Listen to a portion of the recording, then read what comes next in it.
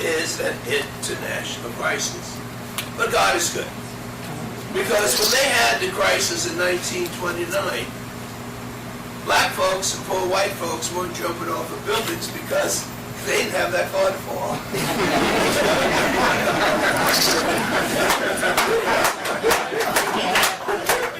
I mean, they knew hard times.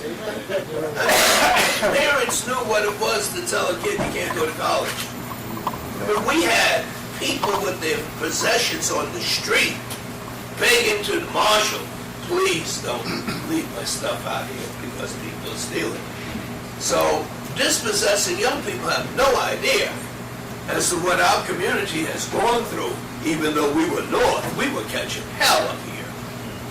And people are going to catch hell today. Why?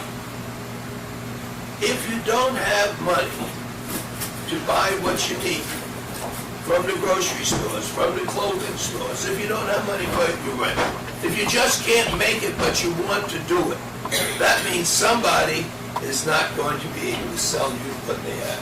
It doesn't make any difference. When people ain't selling, when you got a restaurant and people ain't coming in, somebody's going to be laid off. When they are laid off, they join a group of people that need unemployment insurance. They lose their health insurance, have to pull their kids out of school, and their whole quality of life is either changed or sometimes destroyed. And when you worked all of your life to put these pieces together and wake up and a man says, I don't need you anymore, and you're not going to be able to do anything except get unemployment compensation, it could be a shattered life. Families break up, kids get into trouble, and it could be rough. But the good side of that is that if it's not just you and your family, and it's the whole country, then someone has to come with more than, hey, more than, I see a lot of you. Am I doing okay? When the professor starts following you, you don't wait until you fail, you got to check out. I see him taking notes. When the country says that the whole world is dependent on our fiscal system, it means that they have to bring in more than an aspirin. They got to come in with something heavy.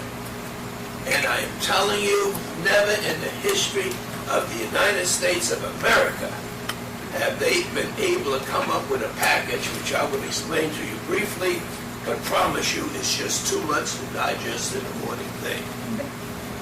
Never in the history of the United States have we owed so much money to so many people that we are now paying interest that exceeds almost our defense budget.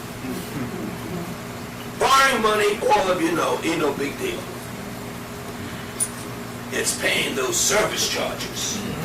It's paying that interest where every week or every month you look and the principal ain't going down. Well, that's happening to our country as well. And so, you may not be able to understand, as I know, how much money we're going to have to pump into these banks. But you do understand, if we pump money into our community, a community that needs the money to pay the rent, to pay the health bill, the food bills, the clothing bills, whatever it is, we're going to have to spend it. When we spend it, most of what we spend is local. When we are spending, someone is selling. If they are selling, they are hiring somebody. It could be your kid, my grandkid, but there's energy going on in the community. And our Carver Savings Bank got $11 million, not to save and invest, but to help our small business people be able to stay into business until the economy can catch up and they don't lose what they have.